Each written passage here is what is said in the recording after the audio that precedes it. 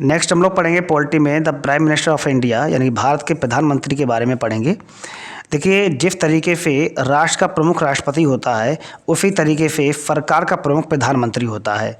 भारत के संविधान में प्रधानमंत्री के पद को वास्तविक शक्ति प्राप्त होती है, जबकि राष्ट्रपति केवल नाम मात्र का शासक होता है। प्रधानमंत्री को पद ग्रहण करने से पूर्व राष्ट्रपति के द्वारा उसे पद एवं गोपनीयता की शपथ दिलाई जाती है। अब हम बात करते हैं अपॉइंटमेंट ऑफ प्राइम मिनिस्टर के बारे में। भारतीय संविधान के अनुच्छेद 75 के सब क्लॉज 1 में राष्ट्रपति लोकसभा के बहुमत दल के नेता को नियुक्ति करता है। ठीक है। प्रधानमंत्री पद पर नियुक्त होने वाला व्यक्ति किसी भी सदन का सदस्य होना चाहिए, चाहे वो राज्यसभा हो चाहे वो लोकसभा हो। ठीक है। इन दोनों सदनों में से एक का सदस्य होना अनिवार्य है। यदि भारत में प्रधानमंत्री आमतौर पर लोकसभा का ही सदस्य होता है, लेकिन ऐसी कोई संवैधानिक बाध्यता नहीं है कि प्रधानमंत्री लोकसभा का ही सदस्य हो। वो राज्यसभा के सदस्य है तब भी प्रधानमंत्री बन सकता है। ठीक है। जिस तरीके से श्रीमती इंदिरा गांधी 1966 में पीएम बनी थी, तो वो किस सदन की सदस्य थी? राज्यसभा की सदस्य थी।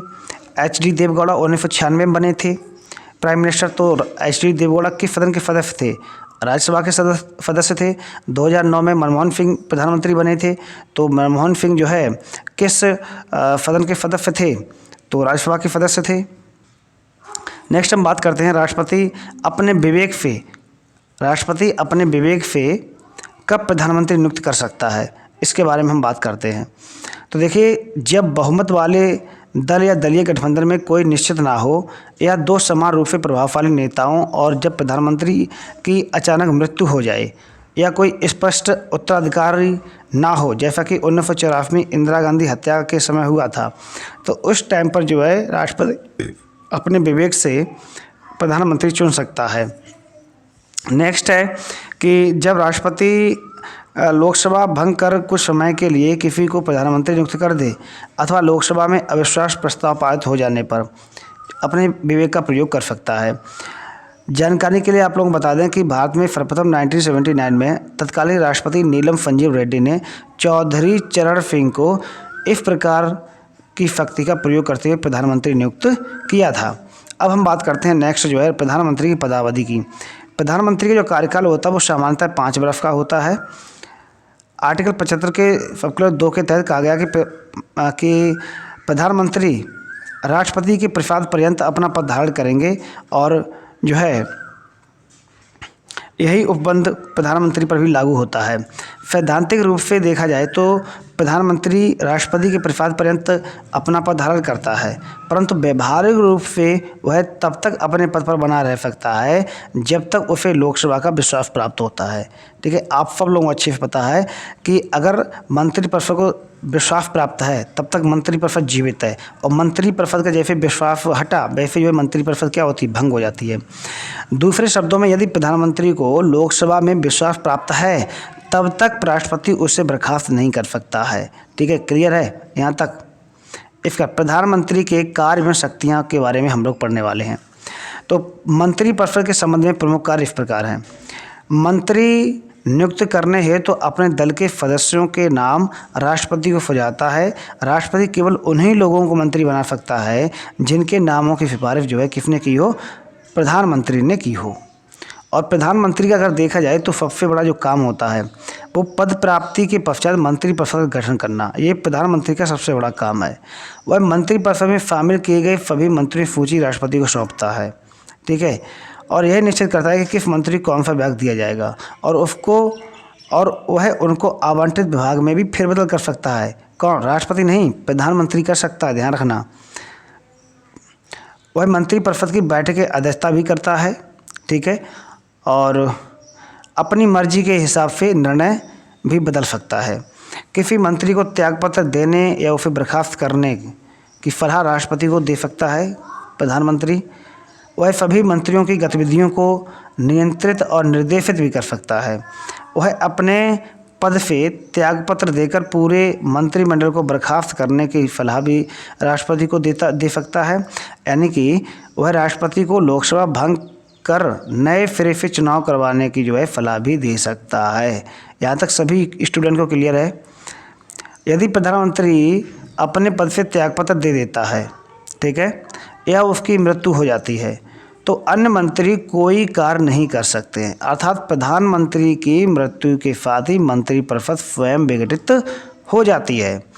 नियुक्ति के संबंध में अधिकार, तो नियुक्ति प्रधानमंत्री किसकी राष्ट्रपति से करवा सकता है या राय दे सकता है।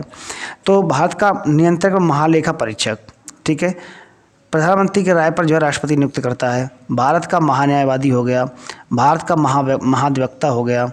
इसके बाद संघ लोक सेवा आयोग के अध्यक्ष एवं उनके सदस्यों का जो चुनाव हो गया। इसके बाद चुनाव आयुक्तों का चुनाव हो गया। नेक्स्ट वित्त आयोग का अध्यक्ष एवं सदस्य का चुनाव हो गया। संसद के संदर्भ में अधिकार, प्रधानमंत्री निचले सदन का नेता होता है और वह निम्न शक्तियों का प्रयोग कर सकता है, जिस तरीके से वह राष्ट्रपति को संसद का सत्र आहूत करने और उसका सत्र वसान करने का परामर्श देता है। वह लोकसभा को किसी भी समय विघटित करने की सलाह राष्ट्रपति को दे सकता है।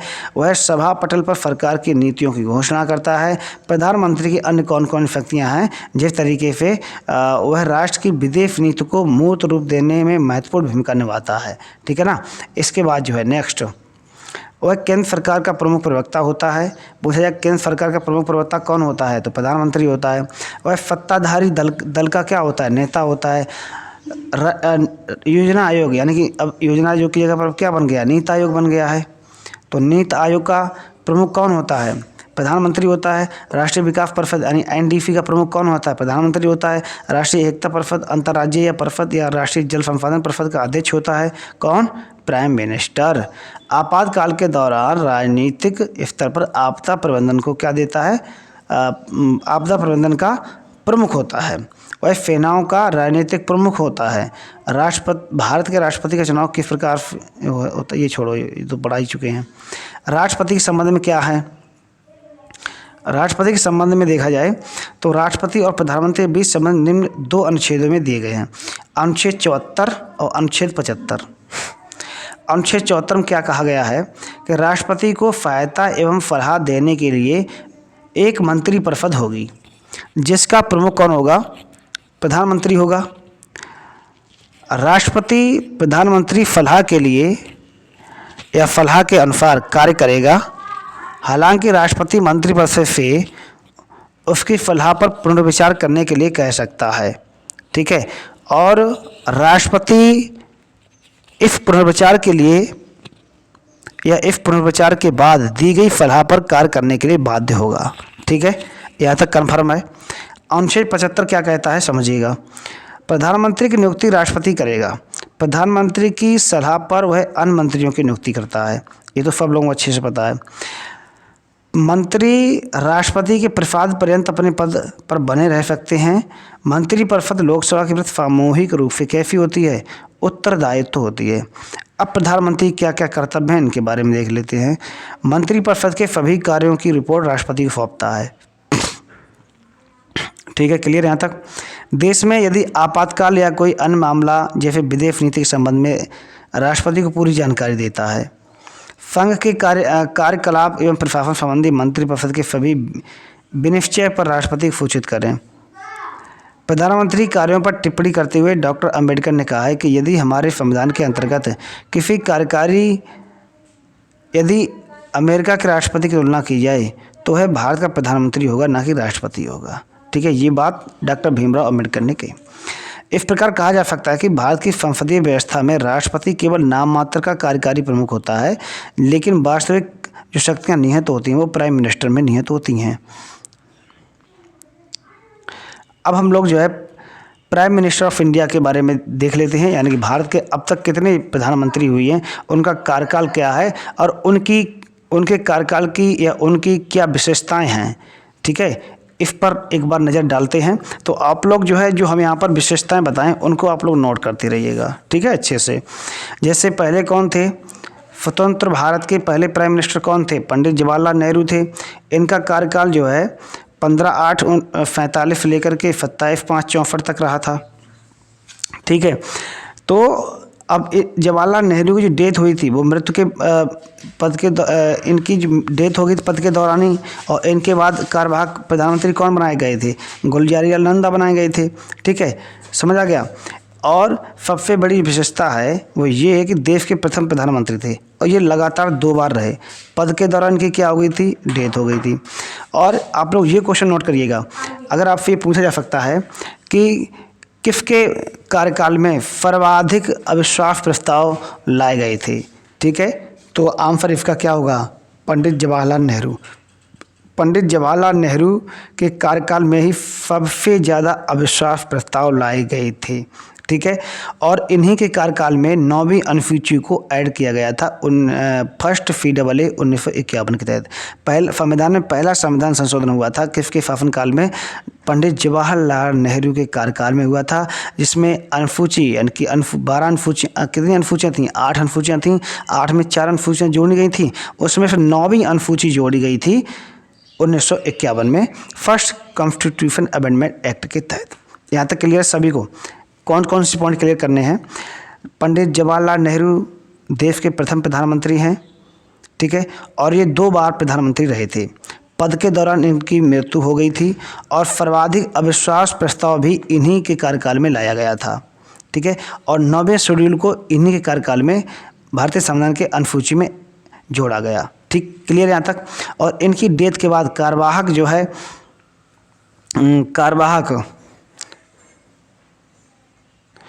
कार्यवाहक पीएम किसको बनाया गया, तो कार्यवाहक पीएम बनाया गया गुलजारी लाल नंदा को। ये प्रथम कार्यवाहक प्रधानमंत्री थे, कौन, गुलजारी लाल नंदा।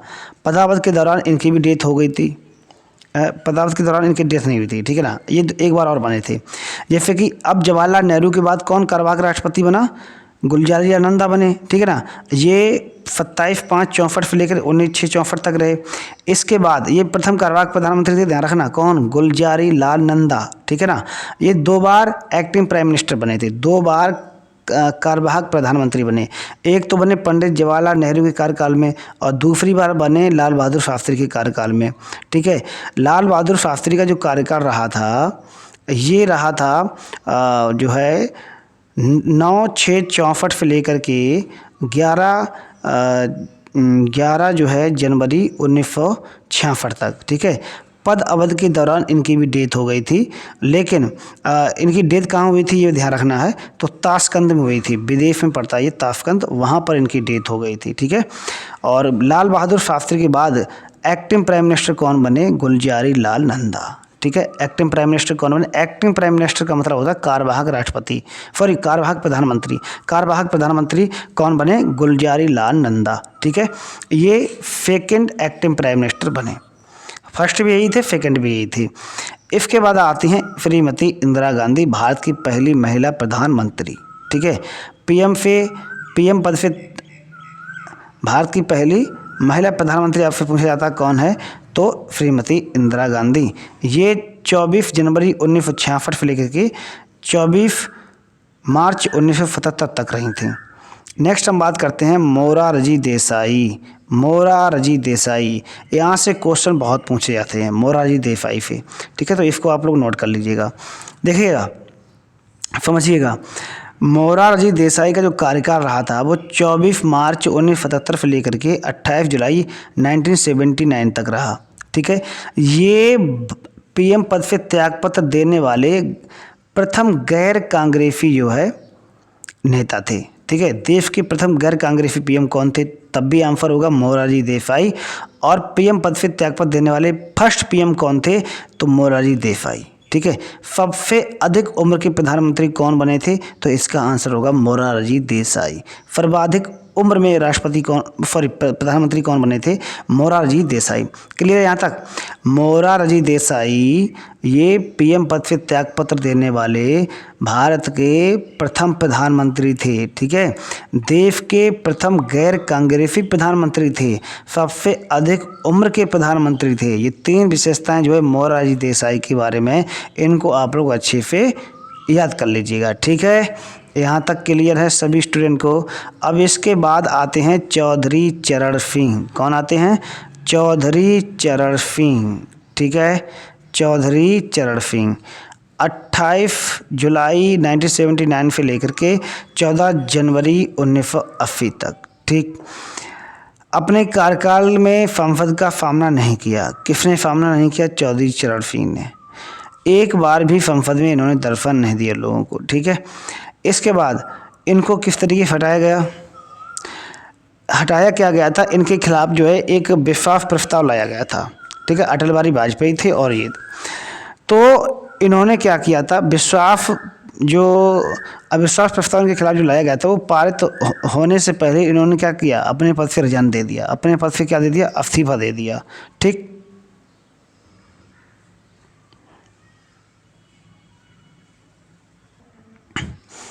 नेक्स्ट आती हैं फिर कौन, श्रीमती इंदिरा गांधी, ठीक है।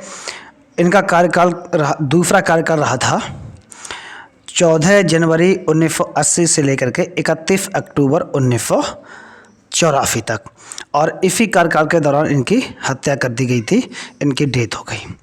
नेक्स्ट फिर कौन बनते हैं, राजीव गांधी, ठीक है। इनका कार्यकाल रहा था 31 अक्टूबर 1984 से लेकर के 2 दिसंबर 1989 तक, ठीक है। और ये इनकी विशेषताएं क्या हैं, अब तक के सबसे कम उम्र के प्रधानमंत्री बने, कौन, राजीव गांधी। और इनकी डेथ पद के दौरान नहीं हुई थी, बल्कि चुनाव प्रचार के समय इनकी डेथ हुई थी, ठीक है। क्लियर यहाँ तक। सबसे उम्रदार कौन प्रधानमंत्री थे, सबसे ज़्यादा उम्र के प्रधानमंत्री कौन थे, तो आंसर होगा मोरारजी देसाई। सबसे कम उम्र के प्रधानमंत्री कौन थे, आंसर होगा राजीव गांधी, ठीक है। यहाँ तक क्लियर है। राजीव गांधी के बाद जो है प्रधानमंत्री बनते हैं बीपी सिंह, यानी कि विश्वनाथ प्रताप सिंह, ठीक है। इनका कार्यकाल रहा था 2 दिसंबर 1989 से लेकर के 10 नवंबर 1990 तक। लोकसभा में विश्वास मत प्राप्त ना कर पाने के कारण इनको जो है क्या करना पड़ा, त्यागपत्र देना पड़ा, ठीक। यहाँ तक क्लियर है। इनके बाद जो है आते हैं चंद्रशेखर। इनका कार्यकाल रहा था 10 नवंबर 1990 से लेकर के 21 जून 1991 तक, ठीक है। ये चंद्रशेखर जो हैं यूपी में एक जिला पड़ता है बलिया, वहाँ से ये लगातार 8 बार सांसद चुने गए थे, 8 बार, मात्र एक बार हारे थे। और इनको एक अवार्ड भी मिला था, आउटस्टैंडिंग पार्लियामेंट अवार्ड, फिर इनको सम्मानित किया गया था। नेक्स्ट हम बात करते हैं पीवी नरसिम्हा राव। इनका जो कार्यकाल रहा वो 21/6/1991 से लेकर के 16/5/1996 तक, ठीक। और ये दक्षिण भारत से पीएम बनने वाले प्रथम नेता थे, कौन, पीवी नरसिम्हा राव, ठीक है। यहाँ तक क्लियर है। इसके बाद आते हैं अटल बिहारी वाजपेयी। इनका जन्म हुआ था आगरा के बटेश्वर में, ठीक है। मतलब कि रहने वाले थे, जन्म तो इनका हुआ था एमपी में, वहाँ इनके पिताजी जॉब करते थे, ठीक। और इन्होंने अपनी पढ़ाई लिखाई पूरी की पूरी जो कानपुर डीएवी में जो है पीजी इन्होंने की पॉलिटिकल साइंस से, ठीक है। इनके बारे में बहुत लंबी कहानी है, इस पे एक अलग हम वीडियो बनाएंगे जो है। तो अटल बिहारी वाजपेयी 2 से अधिक बार पीएम बने, और इस कार्यकाल में यानी कि 16 मई से लेकर के 1 जून 1996 तक, इस कार्यकाल में सबसे कम दिनों तक के पीएम बने, यानी कि मात्र जो है 14 दिन, ठीक है। 14 दिन के लिए प्रधानमंत्री बने थे। नेक्स्ट हम बात करते हैं एच.डी. देवगौड़ा। इनका कार्यकाल रहा 1 जून 1996 से लेकर के 21 अप्रैल 1997 तक, ठीक। लोकसभा में विश्वास मत प्राप्त ना पाने के कारण जो है इनको अपने पद से क्या देना पड़ा, इस्तीफा देना पड़ा, त्यागपत्र देना पड़ा, ठीक है। तो त्यागपत्र किनको किनको देना पड़ा था, विश्वनाथ प्रताप, ठीक है, और एच.डी. देवगौड़ा और विश्वनाथ प्रताप सिंह, इन दोनों लोगों को विश्वास मत प्राप्त ना कर पाने के कारण अपने पद से इस्तीफा देना पड़ा। तो पूछा जा सकता है आपसे एग्जाम में कि निम्न में से किसको प्रधानमंत्री पद से इस्तीफा देना पड़ा था विश्वास मत प्राप्त ना हासिल कर पाने के कारण, ठीक है। तो इसका आंसर अगर इसमें पीवी नरसिम्हा राव है तो क्लिक कर देना है, एच.डी. देवगौड़ा है तब भी आप क्लिक कर देंगे। इसके बाद नेक्स्ट प्रधानमंत्री जो आते हैं वो हैं इंद्र कुमार गुजराल। ठीक है, इनका जो कार्यकाल रहा था 21 अप्रैल 1997 से लेकर के 19 मार्च 1998 तक। फिर आते हैं अटल बिहारी वाजपेयी। ठीक है, ये कार्यकाल बहुत ही ज़्यादा महत्वपूर्ण रहा था भारत के लिए जो है। अटल बिहारी वाजपेयी इस मतलब कि 19 मार्च से लेकर के 1998 से लेकर के 22 मई 2004 तक प्रधानमंत्री बने और इन्होंने 11 और 13 मई 1998 में पोखरण में भूमिगत परमाणु परीक्षण किया था। इनके कार्यकाल में इन्होंने किया था। ठीक है, और साथ में दिल्ली से लाहौर तक वह सेवा जो है इन्हीं के कार्यकाल में शुरू हुई थी। ठीक है, और यूएन में हिंदी में दहाड़ने वाले पहले विदेश मंत्री भी कौन थे? अटल बिहारी वाजपेयी ही थे। ठीक है, ये बात आप लोग ध्यान रखना। अटल बिहारी वाजपेयी पहले विदेश मंत्री थे जिन्होंने यूएन में हिंदी में भाषण दिए थे। ये आपसे पूछा जा सकता है। नेक्स्ट आते हैं डॉक्टर मनमोहन सिंह। ठीक है, इनका कार्यकाल रहा था 22 मई 2004 से लेकर के 26 मई 2014 तक। राजीव गांधी सरकार में ये योजना आयोग के उपाध्यक्ष बने और 1982 से लेकर के 1985 में आरबीआई के गवर्नर भी रहे और इनके कार्यकाल में 2 बड़े घोटाले हुए थे। एक हुआ था 2G स्पेक्ट्रम घोटाला। ठीक है, ये देश का अब तक का सबसे बड़ा घोटाला था और दूसरा जो घोटाला था वो कोयला आवंटन घोटाला था। लगभग 26 लाख करोड़ का घोटाला था इसमें। ठीक है, इसके बाद जो है आते हैं 17वें नंबर पे श्री नरेंद्र दामोदर दास मोदी। ठीक है, इनका कार्यकाल 26 मई 2014 से अब तक हैं ये, और ये पर्सन के क्रम में देखा जाए तो 15वें हैं और पदक्रम की दृष्टि से देखा जाए तो ये 17वें हैं। कौन? Prime minister Narendra Modi. अब यहाँ से देखो और क्वेश्चन किस तरीके से बने जाते हैं, समझ में आ रहा सब लोगों को अच्छे से? जितने ये एक्स्ट्रा पॉइंट बता रहे हैं इनको सबको नोट करते रहेगा क्योंकि यहीं से क्वेश्चन बहुत सारे बन जाते हैं। जैसे कि यहाँ पर आपसे ये पूछा क्वेश्चन बनेगा कि ऐसे कितने प्रधानमंत्री हैं जो प्रधानमंत्री बनने से पूर्व किसी न किसी स्टेट के चीफ मिनिस्टर थे। यानी कि ऐसे कितने प्रधानमंत्री हैं जो प्रधानमंत्री बनने से पूर्व किसी न किसी प्रदेश के मुख्यमंत्री थे? तो ऐसे कुल मिला के 6 थे। 6 प्रधानमंत्री थे जो प्रधानमंत्री बनने से पूर्व किसी राज्य के मुख्यमंत्री थे। जैसे कि कौन थे? एक थे आपके जो है मोरारजी देसाई जी फर्स्ट। पहले कौन थे? मोरारजी देसाई, और ये कहाँ के थे? महाराष्ट्र के। मोरारजी देसाई पहले थे। इसके बाद चौधरी चरण सिंह दूसरे नंबर पे, उत्तर प्रदेश के मुख्यमंत्री थे। इसके बाद आते हैं बीपी सिंह, किधर गए? ठीक है, उत्तर प्रदेश के मुख्यमंत्री थे। नेक्स्ट आते हैं पीवी नरसिम्हा राव 4, ये अरुणाचल प्रदेश के जो है और नहीं आंध्र प्रदेश के मुख्यमंत्री थे। इसके बाद एच डी देवगौड़ा 5वें कर्नाटक के सीएम थे। और नरेंद्र मोदी ये आते हैं 6वें, ये गुजरात के सीएम थे। ठीक है, क्लियर है? तो आपसे पूछा जा सकता है एग्जाम में निम्न में से ऐसे कौन सा प्रधानमंत्री है जो प्रधानमंत्री बनने से पूर्व जो है किस राज्य का या इस राज्य का सीएम था? इस तरीके से क्वेश्चन पूछ सकता है।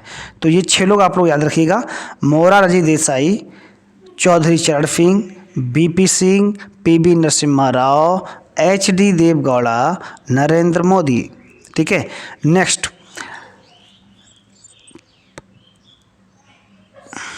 इनके आर्टिकल में हम बात कर लेते हैं। आर्टिकल के मचे हुए हैं तो ये भी हम देख लेते हैं।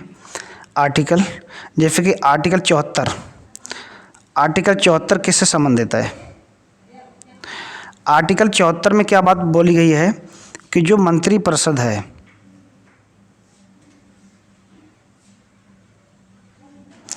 मंत्रिपरिषद का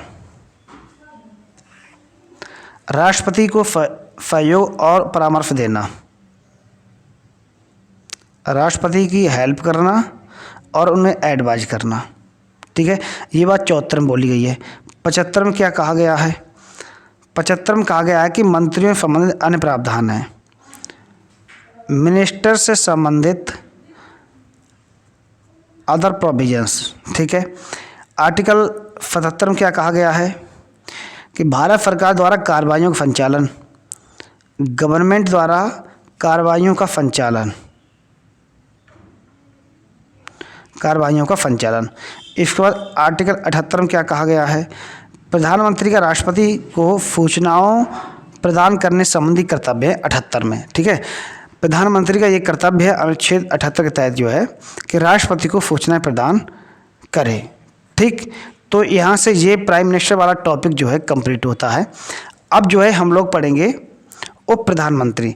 देखिए, उप प्रधानमंत्री यानी कि डिप्टी प्राइम मिनिस्टर के बारे में संविधान में कोई उल्लेख नहीं है। ठीक है, उप प्रधानमंत्री पद का कोई प्रावधान नहीं है, किंतु समय समय पर राजनीतिक कारणों से सत्तारूढ़ दल द्वारा संवैधानिक प्रावधानों को हटकर और प्रधानमंत्री की नियुक्ति की गई। इस प्रकार यह विशुद्ध रूप से एक राजनीतिक पद है। अब तक कुल 8 व्यक्तियों को प्रधानमंत्री नियुक्त किया गया है। सर्वप्रथम पंडित जवाहरलाल नेहरू के कार्यकाल में सरदार वल्लभ भाई पटेल को उप प्रधानमंत्री बनाया गया, जो 1947 से 1950 तक इस पद पर रहे। भारत में अब तक नियुक्त को प्रधानमंत्रियों की तालिका इस प्रकार है। जो उप प्रधानमंत्री हैं वो ये हैं, जैसे कि सरदार वल्लभ भाई पटेल पहले थे, मोरारजी देसाई, जगजीवन राम, चौधरी चरण सिंह, वाई चावर और चौधरी देवीलाल।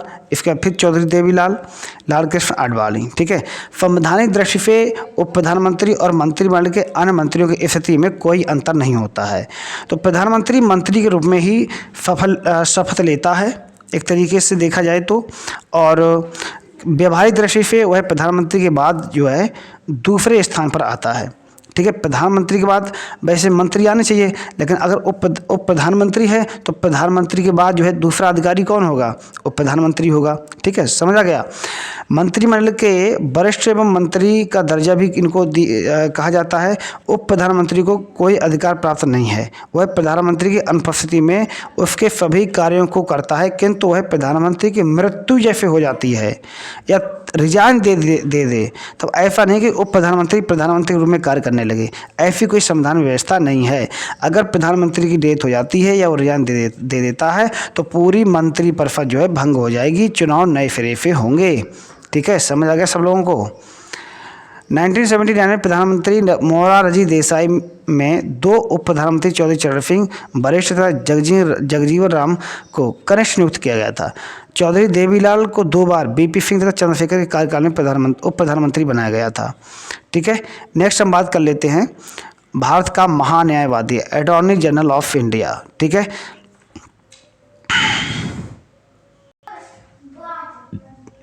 नेक्स्ट बात करते हैं अटॉर्नी जनरल ऑफ इंडिया के बारे में। ठीक है, संविधान के भाग 5 के अनुच्छेद 76 के तहत भारत में एक महान्यायवादी के पद का सृजन किया गया है। महान्यायवादी भारत सरकार का सर्वोच्च विधिक अधिकारी होता है। तो आपसे यहाँ पर एग्जाम में क्वेश्चन बन सकता है या पूछ सकता है कि भारत सरकार का सर्वोच्च अधिकारी कौन होता है? तो वो होता है महान्यायवादी, अटॉर्नी जनरल होता है। ठीक है, भारत सरकार का विधिक मामलों में सलाह यानी कि एडवाइस देता है।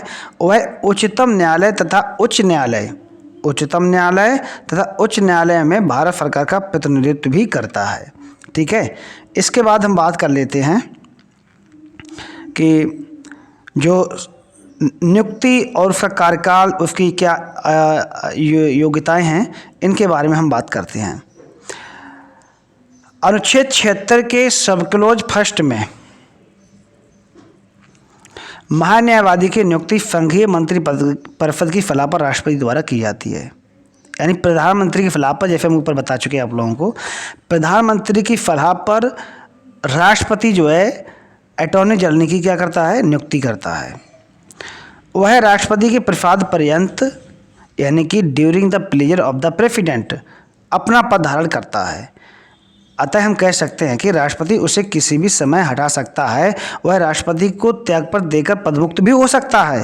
साथ ही यह भी परंपरा है कि जब सरकार मंत्रिपरिषद त्यागपत्र देती है या उसके बदले दिया जाता है तो महान्यायवादी को त्यागपत्र देना होता है, क्योंकि उसकी नियुक्ति सरकार की सिफारिश पर की जाती है। महान्यायवादी को राष्ट्रपति द्वारा निर्धारित पारिश्रमिक भी दिया जाता है। और यहाँ पर जैसे कि हम आपको बता दें कि राष्ट्रपति ऐसे व्यक्ति को महान्यायवादी नियुक्त करता है जो एक तरीके से समझा जाए कि उच्चतम न्यायालय का न्यायाधीश बनने की योग्यता रखता हो। ठीक है, ऐसे व्यक्ति को राष्ट्रपति महोदय क्या करेंगे, महान्यायवादी को नियुक्त करेंगे। ठीक है, अब महान्यायवादी के लिए क्या क्या योग्यताएं होनी चाहिए। ठीक है, तो अनुच्छेद 124 सब क्लॉज 3 के अनुसार किसी व्यक्ति को उच्चतम न्यायालय का न्यायाधीश नियुक्त किए जाने के लिए यह आवश्यक है कि वह भारत का व्यक्ति भारत का नागरिक हो।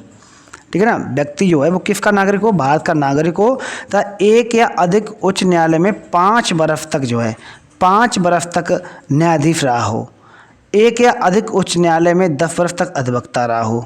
ठीक है, 10 वर्ष तक क्या रहा हो, अधिवक्ता रहा हो। या फिर एक या अधिक उच्च न्यायालय में 10 वर्ष अधिवक्ता रहा हो, या फिर राष्ट्रपति की राय में पारंगत ज्यूरिस्ट हो। मतलब कि ज्यूरिस्ट का मतलब क्या होता है, विद्वेता हो। ठीक है ना, अब हम बात करते हैं कि कर्तव्य और कार्य की। तो यदि आप लोगों से हम पूछना चाहें कि भारत के पहले महान्यायवादी कौन थे, तो आप लोग कमेंट करके बताइएगा मेरे को, भारत के पहले महान्यायवादी कौन थे। ठीक है, इसके बाद अभी प्रेजेंट टाइम पे कौन है, के वेणुगोपाल हैं, 2017 से अभी तक हैं। ठीक है, और स्वतंत्र भारत के प्रथम विधि मंत्री कौन थे, आप लोग ये भी बताइएगा मेरे को। स्वतंत्र भारत के प्रथम गृह मंत्री कौन थे, ये भी बताइएगा आप लोग। भारत के प्रथम उप प्रधानमंत्री कौन थे, ये भी बताइएगा आप लोग। ठीक है, अब तक कुल कितनी बार उप प्रधानमंत्री पद का सृजन किया गया है, ये भी आप लोग बताइएगा। ठीक है, किस प्रधानमंत्री ने 2 उप प्रधानमंत्री को नियुक्त किया था, ये भी आप लोग बताइएगा। सब कुछ तुम बता चुके हैं इसमें लेकिन ये अभी नहीं बताया हमने कि भारत के प्रथम महान्यायवादी कौन थे। ठीक है, तो ये भी हम लास्ट में आप लोगों को बता देंगे कौन थे। यदि आप लोगों को पता है तो आप लोग जरूर अभी जस्ट कमेंट करिएगा। स्वतंत्र भारत के प्रथम विधि आयोग के अध्यक्ष कौन थे, आप लोग ये भी बताइएगा। अब हम बात कर लेते हैं नेक्स्ट अधिकार और उनके कर्तव्य के बारे में। तो महान्यायवादी के यानी अटॉर्नी जनरल के निम्न अधिकार और निम्न कर्तव्य हैं। वह कानूनी मामलों पर भारत सरकार को सलाह देता है जो राष्ट्रपति द्वारा उसे भेजे या आवंटित किए जाते हैं। दूसरा पॉइंट है कि वह राष्ट्रपति द्वारा भेजे या आवंटित किए गए कानूनी चरित्र के अन्य कर्तव्यों का क्या करता है, प्रदर्शन करता है। वह संविधान के द्वारा या किसी अन्य कानून के तहत उस पर सौंपे गए कृत्यों का निर्वहन करता है।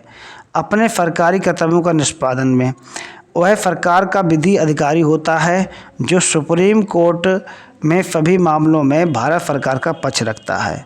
जहां भी भारत सरकार को किसी कानूनी सलाह की ज़रूरत होती है वह अपनी राय से सरकार को अवगत कराता है।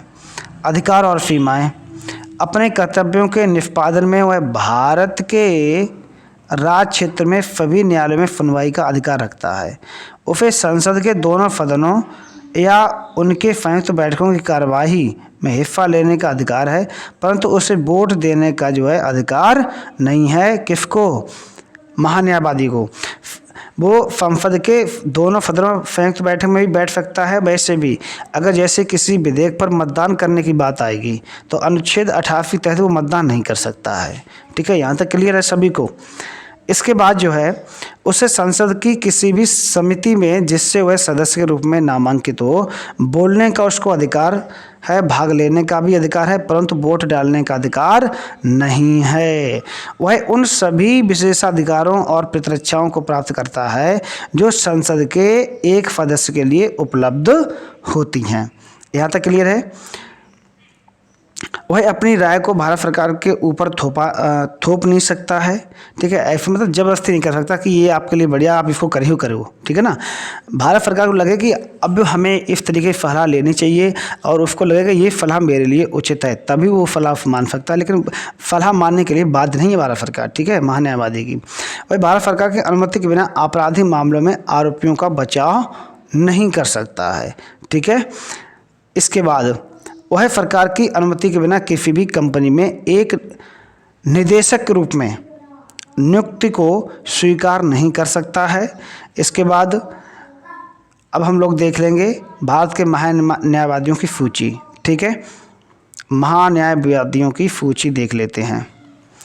तो पहले महान्यायवादी कौन थे? एम.सी. फीतलबाड़। ठीक है, एम.सी. फीतलबाड़ ये पहले महान्यायवादी थे। First attorney general of India कौन थे? एम.सी. फीतलबाड़। सबसे लंबा कार्यकाल इन्हीं का रहा था। पूछा जाएगा अब तक का सबसे लंबा कार्यकाल किस महान्यायवादी का रहा, तो आंसर क्या होगा? एम.सी. फीतलबाड़। 28 जनवरी 1950 से लेकर के 1 मार्च 1963 तक, समझिएगा आप जो है। इसके बाद सी के दफ्तरी रहे, इसके बाद नरेंडे, इसके बाद एस.पी. गुप्ते, एल.एन. सिन्हा, के पराशर, इसके बाद जो है फोली फोरावजी, इसके बाद जी रामास्वामी, मिलन के बनर्जी, अशोक देसाई, फोली फोरावजी, इसके बाद मिलन के बनर्जी, गुलाम एफ.जी. वाहनवती, मुकुल रोहतगी, के वेणुगोपाल। ठीक है, ये 30 जून 2017 से अभी तक हैं। ठीक है, यहाँ तक क्लियर है सभी को? नियुक्ति और पदवद संविधान महान्यायवादी को निश्चित पद अवधि प्रदान नहीं करता है, इसलिए वह राष्ट्रपति की मर्जी के अनुसार ही कार्यरत रहता है। उसे किसी भी समय राष्ट्रपति द्वारा हटाया जा सकता है। उसे हटाने के लिए संविधान में कोई भी प्रक्रिया या आधार उल्लिखित नहीं है। देखो किस लिख के, जैसे उपराष्ट्रपति हम लोग पढ़ चुके हैं, तो उपराष्ट्रपति को हटाने कोई आधार है क्या? नहीं आधार है। महान्यायवादी को हटाने कोई आधार है? नहीं आधार है। ठीक है, महान्यायवादी वही पारिश्रमिक प्राप्त करता है जो राष्ट्रपति निर्धारित करता है। मतलब कि वेतन भत्ते हैं महान्यायवादी को कौन किस तरीके से मिलता है, जैसे राष्ट्रपति इसको निर्धारित कौन करता है, जैसे पूछ लेगा इस तरीके से बनेगा क्वेश्चन। जैसे महान्यायवादी का वेतन कौन निर्धारित करता है? देखिए ना, महान्यायवादी का अटॉर्नी जनरल का वेतन जो है वो कौन निर्धारित करता है, तो इसका आंसर क्या होगा? राष्ट्रपति निर्धारित करता है।